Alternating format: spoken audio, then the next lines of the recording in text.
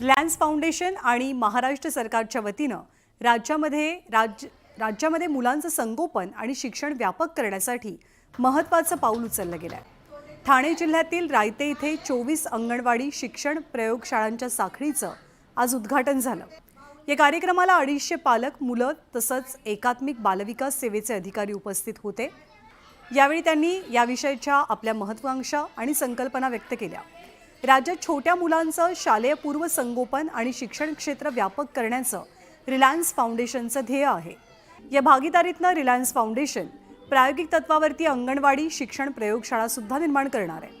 यातून शिक्षण, नवकल्पना, प्रात्यक्षिकं यांना प्रोत्साहन मिळेल अशी अपेक्षा आहे। हसत खेळत शिक्षण या संकल्पनेबाबत 700 अंगणवाडी कर्मचाऱ्यांची आणि निरीक्षकांची क्षमता वाढ करण्याचा प्रयत्न रिलायन्स फाउंडेशन या माध्यमातून करेल। तसंच बाल विकासासाठी पालकांचं आणि समाजाचा सहभाग असण्यावरही भर दिला जाईल। सक्षम अंगणवाड्यांच्या मार्गदर्शक तत्वांनुसार या अंगणवाड्यांमध्ये मुलांच्या वयाच्या अनुषंगानं पुस्तकं आणि डिजिटल शैक्षणिक साहित्य सुद्धा पुरवलं जाईल। यामुळे मुलांची शाळेत जाण्याची पूर्ण तयारी होईल आणि त्यांच्या शैक्षणिक कौशल्यात सुद्धा भर पडेल। आणि यानंतर आणखी काही घडामोडी। बदलत्या वातावरणामुळे वैजापूर तालुक्यात गव्हाच्या पिकावरती मावा रोगाचा प्रादुर्भाव झालाय। दरम्यान गव्हाचं पीक धोक्यात आल्यामुळे शेतकरी संकटात सापडलाय। सातारा जिल्ह्यातील कृष्णा आणि जयवंत साखर कारखाने या हंगामासाठी यांनी ऊसाचा दर जाहीर केलाय। या हंगामासाठी ऊसाला प्रति टन 3200 रुपयांचा दर देण्यात आलाय। त्यामुळे ऊस शेतकऱ्यांना दिलासा मिळालाय। अनधिकृत रेती उपसा करणाऱ्या सक्शन पंप आणि बार्जवरती भिवंडी महसूल विभागानं कारवाई केली आहे। या कारवाईत 18 लाखांचा मुद्देमाल जप्त केला गेलेला असून कारवाईची चाहूल लागताच आरोपींनी पळ काढला। कुडाळ ते मठ वेंगुर्ला रस्त्याची अतिशय दयनीय अवस्था झाली आहे। रस्त्याच्या दुरवस्थेमुळे अपघातांचं प्रमाणही वाढलंय। या रस्त्याची तात्काळ दुरुस्ती केली जावी अशी मागणी स्थानिकांची आणि विद्यार्थ्यांची आहे। शिर्डीमधल्या साईनाथ रुग्णालयात आयुष्मान भारत प्रधानमंत्री जन आरोग्य योजनेची सुरुवात झाली। यामुळे महात्मा ज्योतिराव फुले जन आरोग्य योजनेअंतर्गत आता रुग्णांना मोफत उपचार घेता येतील।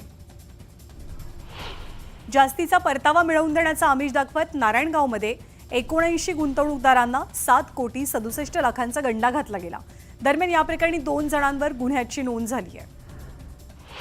हिंगोली एसटी बस आगारातील बस सेवा पूर्ववत करण्यात आली आहे। हिंगोली बंदच्या पार्श्वभूमीवर हिंगोली एसटी बस आगारातील बस सेवा काल बंद होती।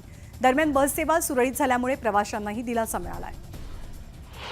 भिवंडी तालुक्यातील जानवल गावात बिबट्याचं दर्शन घडलंय। जानवल गावातील गोडाऊन परिसरातल्या गटारामध्ये हा बिबट्या अडकून पडलेला। दरम्यान बिबट्याला रेस्क्यू करण्याचं काम युद्धपातळीवर केलं गेलं। पालघरमध्ये एका पिसाळलेल्या घोड्यानं 7 जणांचा चावा घेतला। दरम्यान जखमींवरती ग्रामीण रुग्णालयात उपचार सुरू असून घोड्याच्या मालकाचाही शोध घेतला जातोय। सिंधुदुर्ग जिल्हा हा राज्यात पहिल्या क्रमांकावरती आलाय नोंदणीच्या बाबतीत। जिल्ह्यातील 9,68,034 विद्यार्थ्यांपैकी 8,19,095 विद्यार्थ्यांची नोंदणी पूर्ण झाली आहे। रत्नागिरीमध्ये मंडणगड शहरात अज्ञातानं गाय आणि बैल चोरून नेल्याचा प्रकार सीसीटीव्हीत कैद झालाय।